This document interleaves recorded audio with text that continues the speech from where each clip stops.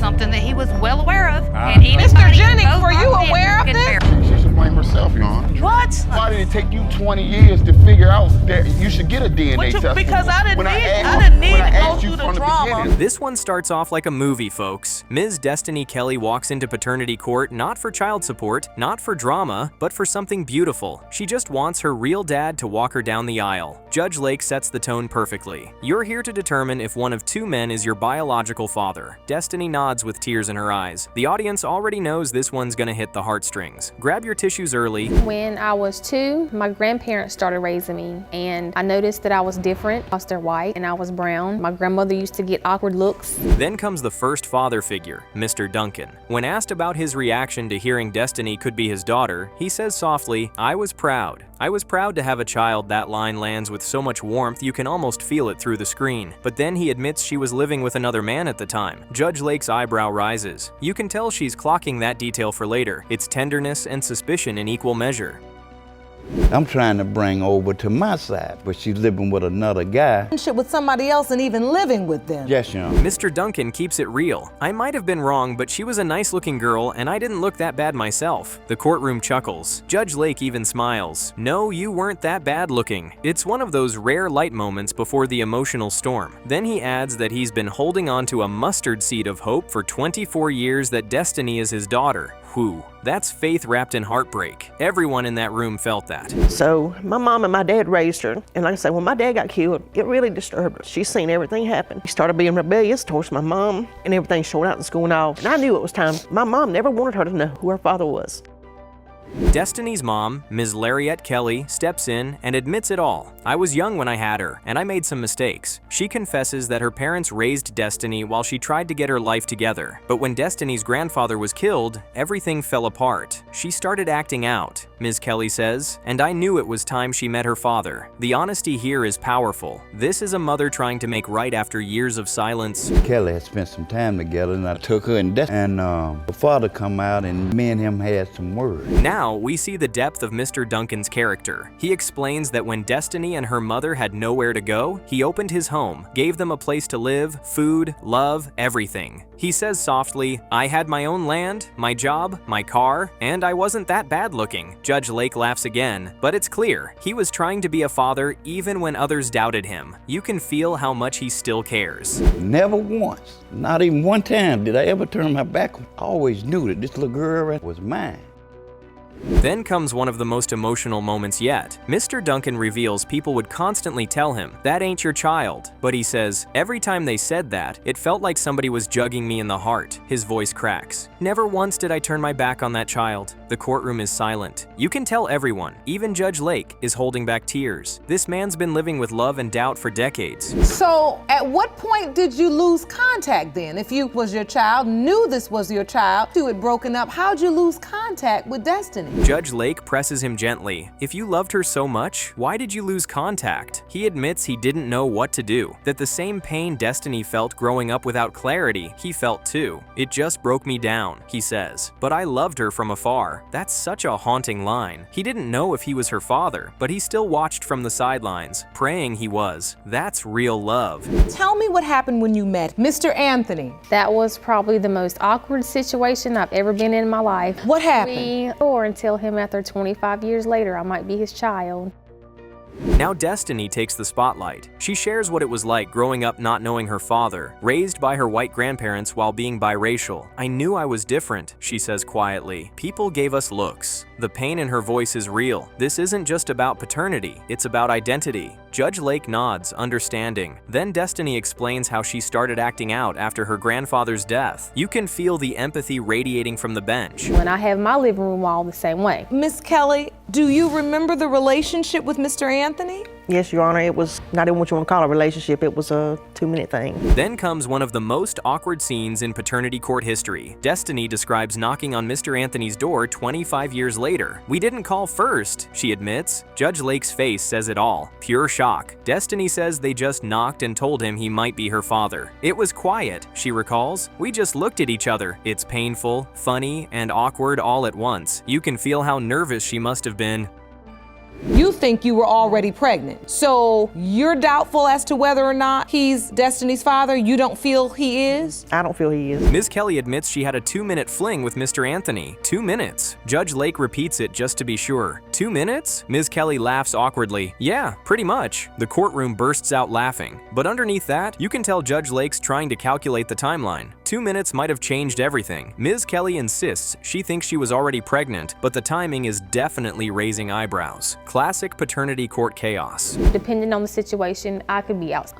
Mr. Anthony, he's quiet and laid back, which I can be like that sometimes too. Destiny compares the two men's personalities. Mr. Duncan's outgoing, Mr. Anthony's quiet. I can be both. She's searching for herself in them, trying to find that spark of resemblance. It's such a relatable moment. Then Judge Lake introduces Mr. Anthony's video statement, and suddenly, you can feel the tension rise again. Everyone's watching the screen, waiting to see if this man even remembers her mother from 25 years ago. But now I don't think she looked like me or my other kids. It's just hard after finding out something like this after 25 years. You really don't know how to feel. Mr. Anthony appears on screen, composed, a little nervous. He says, "I just found out a month ago I could be her father. I never knew she was pregnant." You can feel the disbelief in his voice. He admits he doesn't see the resemblance, but he's open to knowing the truth. That honesty hits home. Judge Lake nods with respect. You can tell this man's been blindsided, but he's handling it with grace. The room softens a little. In the case of Anthony, when it comes to Destiny Kelly, Mr. Anthony is not her father. Here it comes, the moment of truth. Judge Lake opens the envelope and the air gets thick. In the case of Kelly versus Duncan and Anthony, everyone's holding their breath. "Mr. Anthony, you are not the father." The audience gasps. Destiny closes her eyes, bracing herself. But there's another name left. Judge Lake reads again, "Mr. Duncan, you are not the father." The whole courtroom freezes. Destiny looks lost. 2 tests, 0 fathers. Absolute heartbreak. Should feel blessed and honored to have you as their daughter. We'll be back. Absolutely.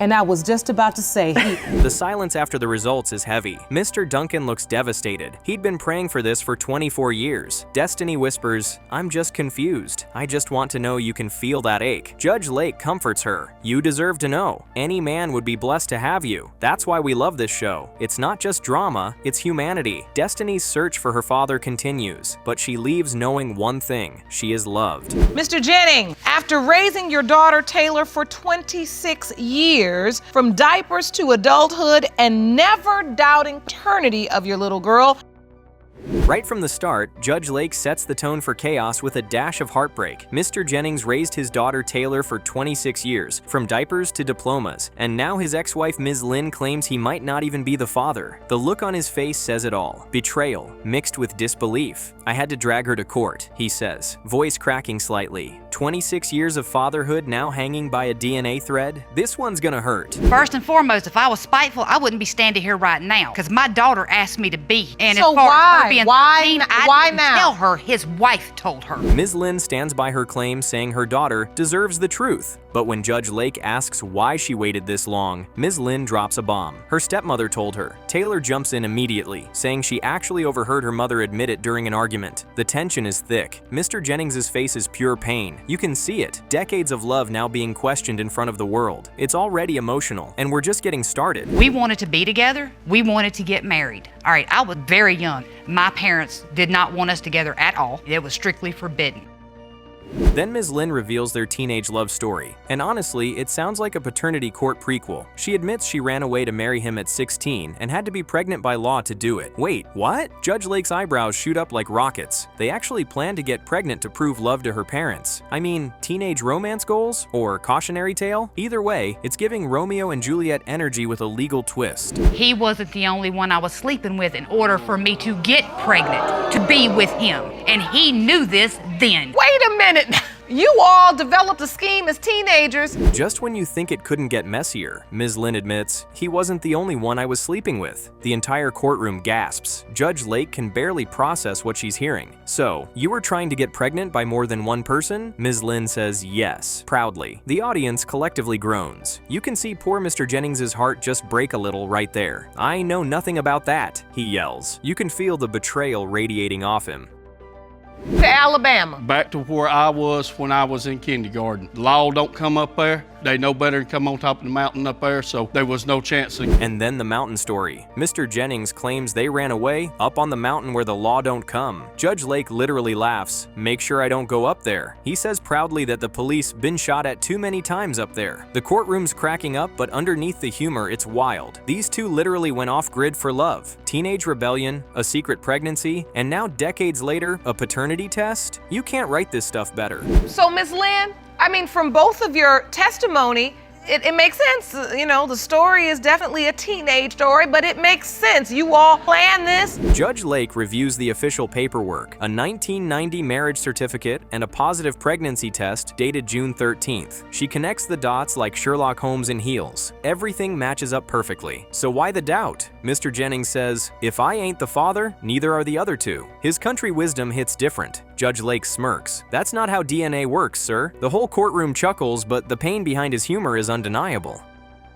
And so this is a letter from the health department, and it's to certify that Brandy Taylor was given a pregnancy test on June 13th, 1990. Ms. Lynn claims one of the other men could still be the father, and that he hates Mr. Jennings with a passion. Judge Lake zeroes in, "So the potential father is your ex's enemy?" The tension spikes instantly. Mr. Jennings shakes his head, clearly furious. It's one thing to question paternity, it's another to bring your ex's rival into it. You can literally feel the awkwardness thick enough to cut with a gavel. This is next level drama. Yes, but as far as knowing she was trying to get pregnant with other people and all, I know nothing about that. If I'd have known she'd been sleeping with anybody else, I might not even have known Taylor. The timeline argument hits hard. Ms. Lynn insists she was already in Georgia when she conceived. Mr. Jennings swears it was Alabama. Back and forth they go, arguing about conception geography. Judge Lake's trying her best to stay calm, but finally sighs, "We're not talking about state lines, we're talking about lifelines." The courtroom laughs, but it's clear, these two have been fighting this same argument for decades. DNA might be the only thing that ends it.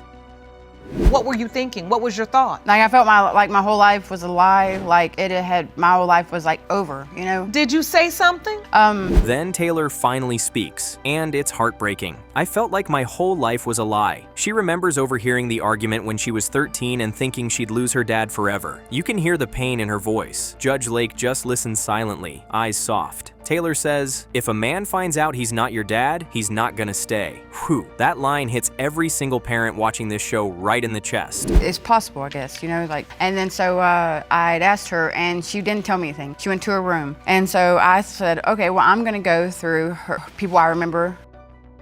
Fast forward to adulthood. Taylor takes matters into her own hands. She starts searching her mom's Facebook friends for clues about possible fathers. Yes, you heard that right. Facebook detective work. She messages one man, and his response? "It's me." The whole courtroom gasps. Judge Lake's jaw drops. Taylor even met him for dinner. It's one of those you can't script this moments that Paternity Court is made for. Real life is wilder than fiction, folks. Yes, I want to see like the other part. You know, like what if this isn't it? What is? You know. And the first person I wrote is that's what they said. Ms. Lynn admits that yes, that man was one of the possibilities. Judge Lake asks, "Do you think he's the father?" Ms. Lynn sighs, "I honestly don't know." Taylor says, "But we look alike." The comparison begins. Noses, toes, lips, foreheads. You can almost imagine a family resemblance chart popping up on screen. Judge Lake looks torn between empathy and exhaustion. The truth is, everyone in this room just wants peace, and it all rests on one envelope. It has been determined by this court. Mr. Jennings, you are not the father. Judge Lake finally calls for the results. You can hear the paper crinkle as Jerome hands over the envelope. In the case of Jennings versus Lynn, the audience holds its breath. When it comes to 26-year-old Taylor, "Mr. Jennings, you are not the father." Gasps fill the courtroom. Taylor's eyes well up. Her voice shakes as she says, "My whole life was a lie." It's one of the most emotional reveals in paternity court history. Pure heartbreak. You are here in court today to finally find out if the defendant is your biological father. You both claim at your mother's funeral a different man approached you and announced he instead. We open with Judge Lake laying it out crisply. This is Johnson Davis versus Johnson, and two daughters, Elizabeth Johnson and Melinda Davis, are here to learn if Roger Johnson Sr. is their biological father. The framing is heavy. At their mother's funeral, a different man claimed he was the dad, and Roger Sr. admits he has always had doubts. That whiplash between lifelong love and lingering suspicion sets the tone. You can feel the air tighten as everyone braces for old truths and new facts. Ms. Johnson, explain to the court what happened at your mother's funeral. Well, at the time, I haven't seen my mother in 4 years. I was at work, and that's how I found out that my mother had passed away.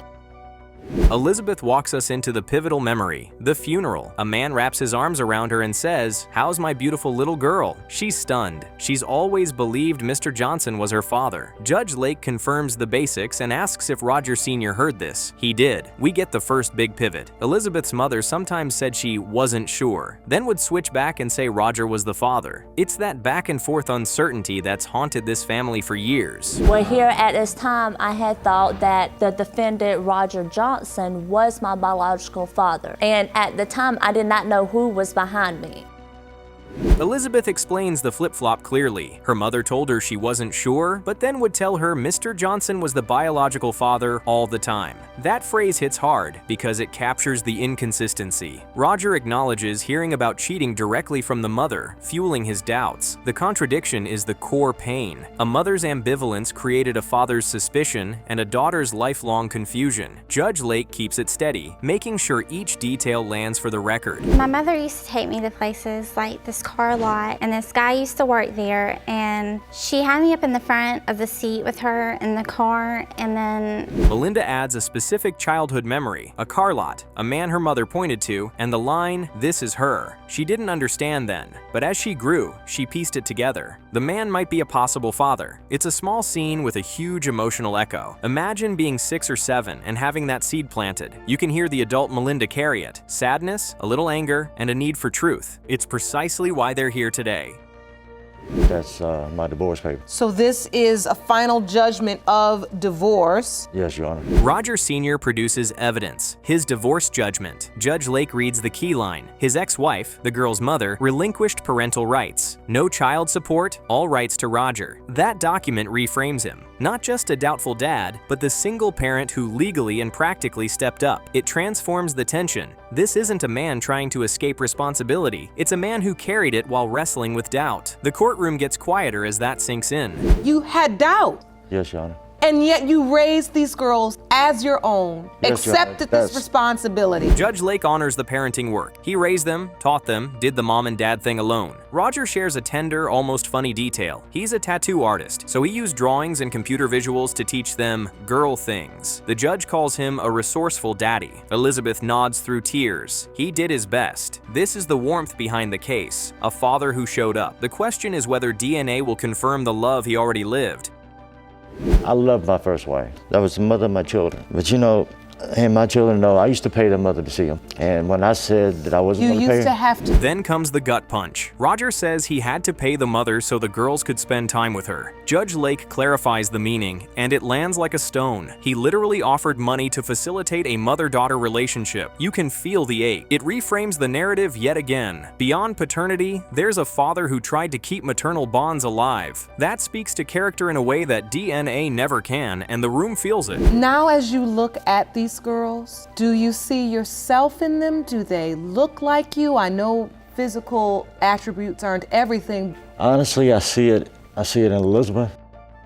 We pivot to resemblance and doubt. Judge Lake asks if he sees himself in the girls. Roger says he sees it in Elizabeth, but that Melinda resembles the man supposed to be her father. Oof. Melinda doesn't snap back. The sadness shows. This is the emotional reality of suspicion. Even love gets filtered through comparisons and hearsay. The judge reads the room and slows things down. You can tell she's protecting the daughters while still letting the truth be aired. And there was a little boy there, and her mother told her that that was her half-brother or something. And that is also the same one that fathered. A second childhood sting. Melinda recalls being taken to a woman's house, introduced to a little boy as her half-brother, connected to the same alleged other man. It's so specific that the courtroom leans in. These crumbs from childhood, faces, places, labels, become heavy anchors in adulthood. Melinda admits the boy does look like me a lot, and that line shows how resemblance can become a lifelong loop. Judge Lake's empathy is palpable. These are scars, not just stories. Hello. Thank you for joining us. Mr. Johnson. Yes, ma'am. Sir, we're here with your sisters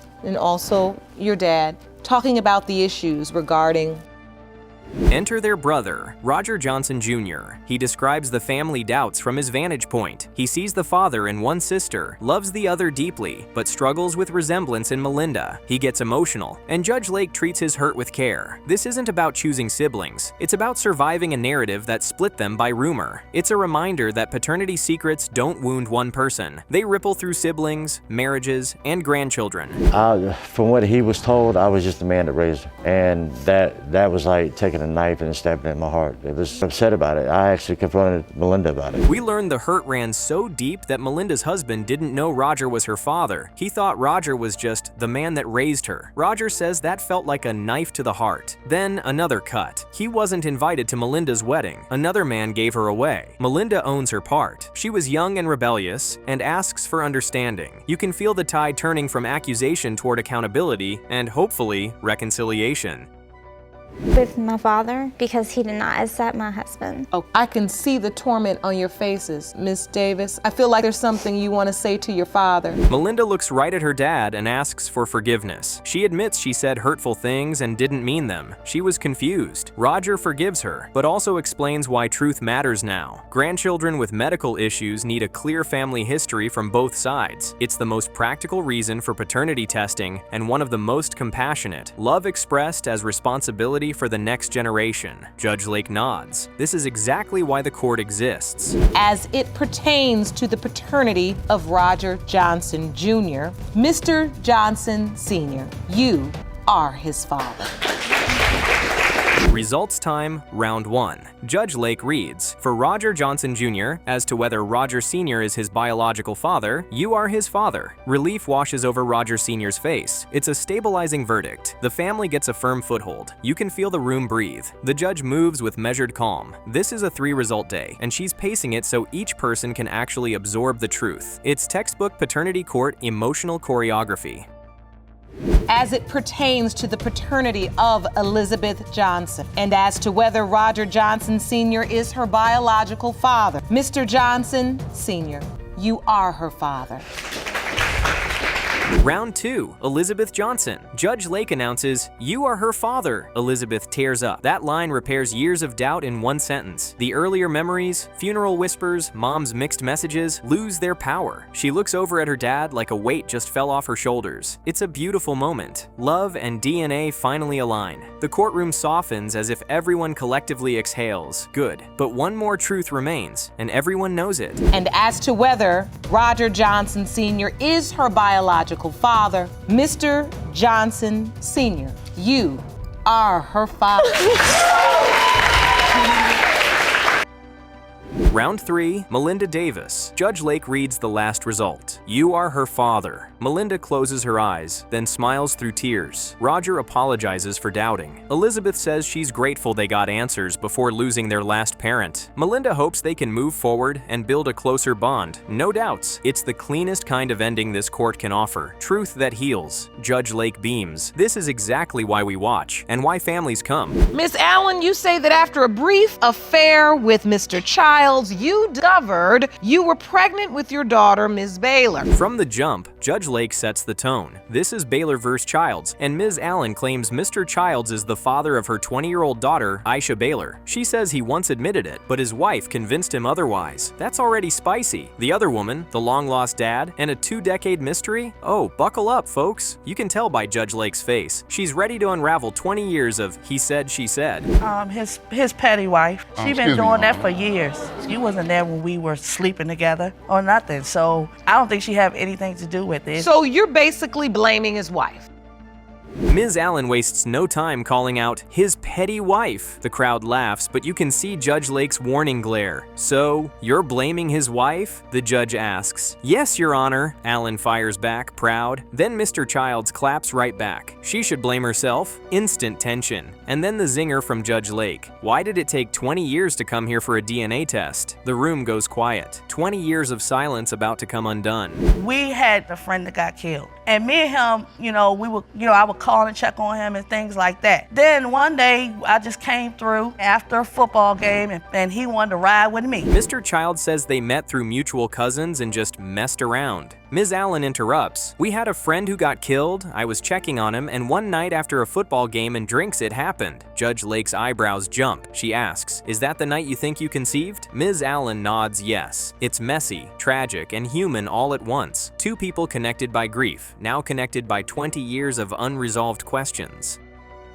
Actually, it was rumors, so he came to me. You spread the rumor. People are coming okay, to me. if I had family and I'm pregnant. Judge Lake digs deeper. Did you tell him you were pregnant? Ms. Allen says rumors spread before she could. He came to her, but Mr. Child snaps, you spread the rumor. The tension is electric. Ms. Allen finally admits, I told him she may be yours, but there's a possibility she may not be. The honesty lands heavy. Judge Lake seizes on it. So, you admitted doubt from the beginning? That right there is the seed of 20 years of confusion. Probably longer than that, Your Honor. So, Ms. Allen, when Ms. Baylor was born, you didn't invite him to the birth? No. Did you invite any other man? Did you inform the other possibility or the other possibility? Then Ms. Allen reveals why she's convinced he's the dad. Because I was messing with him first. The audience groans. Judge Lake tries to stay composed, but you can see the disbelief in her face. Then Mr. Child's wife, Ms. Johnson, jumps in. She remembers me chasing her down the street, but not who her baby's father is? Ouch. Ms. Johnson's sarcasm could cut glass. You can tell these women have history, the kind that burns slow and steady. Yeah, whatever. Okay, I think it's important to know too. When we met her daughter, the daughter told us that she had tested someone else. Judge Lake clarifies the bombshell. You tested another man, correct? Ms. Allen reluctantly says yes. Ms. Johnson smirks, fishing, and Judge Lake nails the line of the day. Why test someone you weren't even messing with? The audience cracks up. Ms. Allen stammers, saying the man reached out insisting on a test. Judge Lake sighs like a disappointed mom. You know that sigh. It's chaos cloaked as clarification. 20 years later, still no solid answers. To be honest, Your Honor, I was about 14 when I first found out my sister's dad wasn't my dad. Just hearing rumors, just going over my grandmother's house in Bowling Green. Now, Ms. Baylor herself takes the stand. Calm, composed, but emotional. She says she was 14 when she learned her stepfather wasn't her real dad. Imagine hearing that as a teenager. People in town even told her who her real dad might be. A man named TJ. She found him on Facebook and reached out herself. This girl had to raise herself through confusion. It's heartbreaking and brave. You can feel the audience's hearts collectively ache for her. And you were told by whom that that was not your biological? Well, basically, my stepdad was telling me stories, and he said when he met my mom, then she was already pregnant with me. Mr. Child softens when addressing Ms. Baylor. Did I ever once deny you? He asks. She shakes her head. No, sir. His tone changes. Less defensive, more regretful. He explains that if she'd needed him, he'd have been there. Judge Lake nods. It's never too late to be the kind of father a child deserves. That moment lands. Even Ms. Johnson, his wife, looks less guarded. For the first time, you feel some tenderness cut through all the tension. I got in touch with Miss Baylor, and I told her that I wanted to meet Shy. 11 years ago, you would have been 9, Miss Baylor. Yes, ma'am. So you made an attempt to meet. Judge Lake tries to piece it together. So, Mr. Childs, you reached out years ago? He nods, saying he met Miss Baylor when she was 9. Ms. Baylor looks confused. I don't remember that. The air goes awkwardly quiet. You can feel both their hearts sink. He insists he met her at her mother's house, but Ms. Baylor swears she never saw him. It's painful. Two people trying to remember a connection that maybe never really formed. I just wanted to see it through, Your Honor. I'm saying like this, if it was such a struggle for her to raise her by herself, and you know where I am. Mr. Childs vents frustration. If she knew where I was, why not go to child support, he says. Judge Lake counters sharply, that's not the child's fault. It's classic Judge Lake tough love, reminding everyone that adult choices shape children's pain. Mr. Childs insists he's no deadbeat. I take care of my family. Ms. Allen rolls her eyes, saying she just moved on. You can almost hear Judge Lake thinking, if you'd handled this 19 years ago, we wouldn't be here.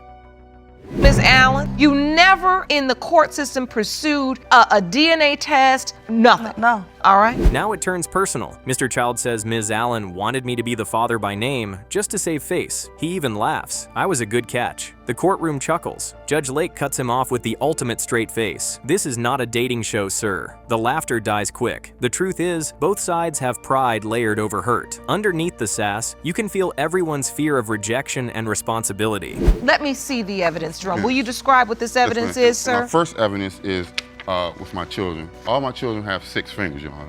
Both of my kids are very tall. Here comes the strangest evidence moment in years. Mr. Childs proudly tells Judge Lake that all his kids, and even he himself, were born with 6 fingers. He holds his hands up like proof. The audience gasps and laughs all at once. His wife chimes in, saying their baby's ultrasound already showed the 6th finger in utero. Judge Lake's expression? Priceless. She humors them, but it's clear, genetics trivia or not, only DNA decides paternity here. At the same time, if he's not, then we move on. That's fine with me. I just have to say, on your behalf, and I don't mean to speak for you, Ms. Baylor, but this is something she has not moved on.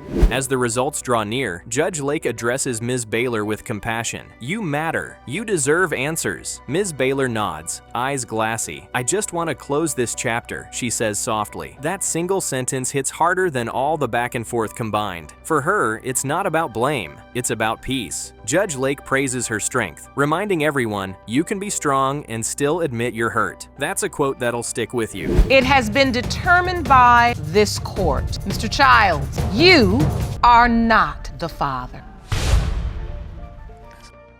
DNA time. Judge Lake's tone lowers. Serious, respectful. In the case of Baylor versus Childs, when it comes to 20-year-old Aisha Baylor, the courtroom holds its breath. Mr. Childs, you are not the father. The air leaves the room. Ms. Baylor nods bravely, saying, it's okay, Your Honor. You can tell she means it, but you can also feel her heart break. Ms. Allen apologizes through tears. 2 decades of doubt, and now the truth. Final, painful, but freeing. But I just want you to understand this is just one step. This now takes this particular question out of the picture, and now we move forward. Judge Lake closes with grace. She tells Ms. Baylor, don't ever feel like this is your fault. You are worth every truth you seek. That's why we love this show. The drama brings us in, but the healing keeps us watching. As the family leaves, Ms. Baylor smiles faintly. She didn't get the father she hoped for, but she got the truth she needed. Sometimes that's the only inheritance that matters. Peace.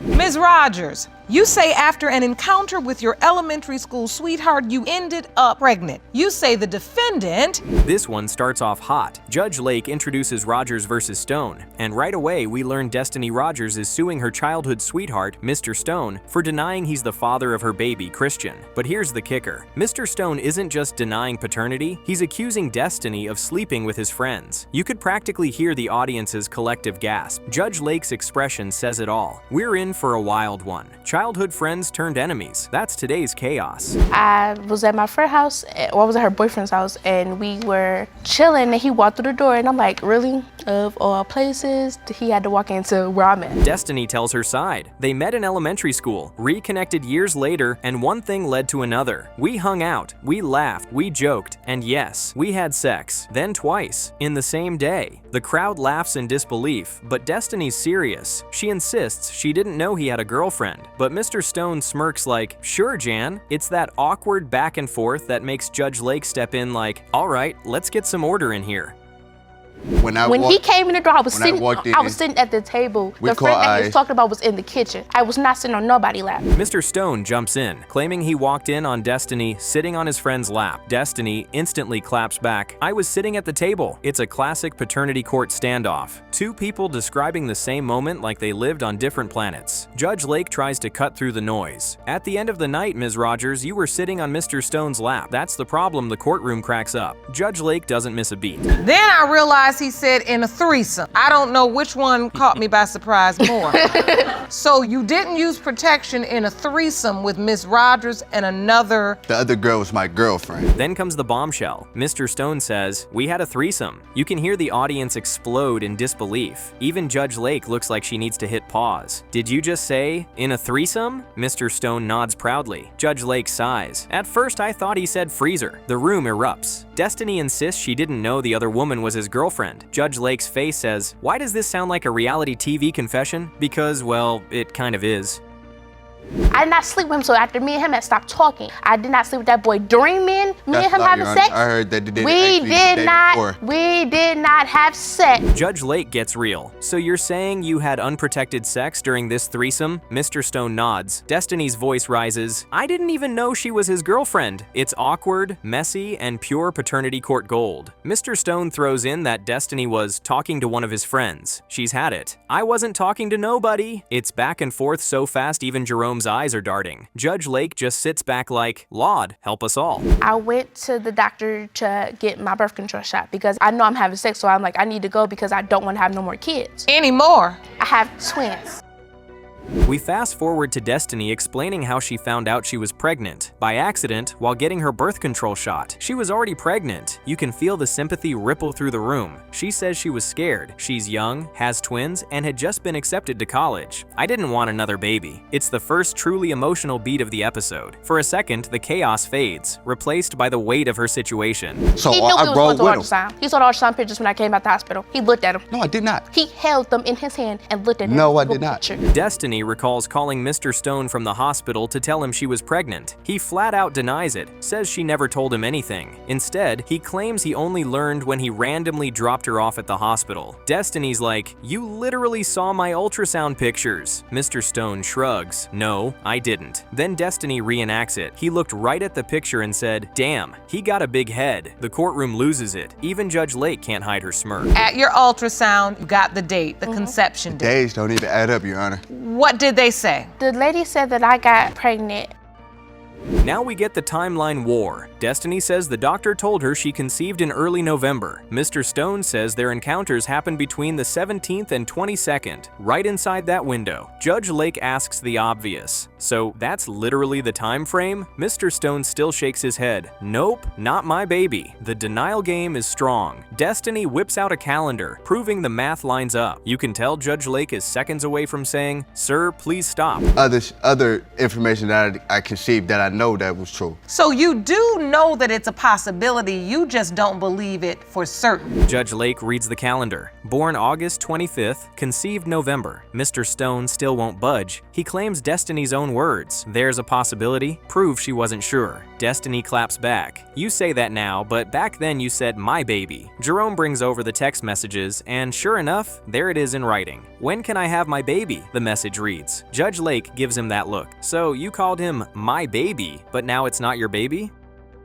Because at this time I was already attached to the baby, and I told her that. Why? Because I grew up without a father, and I know the predicament that he in. Mr. Stone says he only called the child his because I grew up without a father. The audience softens. For the first time, you see the man behind the bravado, someone trying to break a generational cycle. Destiny nods, acknowledging she once said, there's a possibility, but now she's certain. It's an oddly calm moment amid the chaos, a glimpse at what they could have been if this drama hadn't pulled them apart. Judge Lake lets it breathe. Emotional reality TV gold. It has been determined by this court. Stone, you are not the father. And now, the truth we've all been waiting for. Jerome walks in with the envelope. Judge Lake's voice drops low. In the case of Rogers versus Stone, the camera pans. Destiny's hands clasp tight. Mr. Stone's jaw locks. When it comes to 7-month-old Christian Rogers, Mr. Stone, you are not the father. Gasps. Destiny's face falls. Mr. Stone whispers, told you. Cold. Destiny snaps, you proved your point. Congratulations, it's pure heartbreak disguised as anger.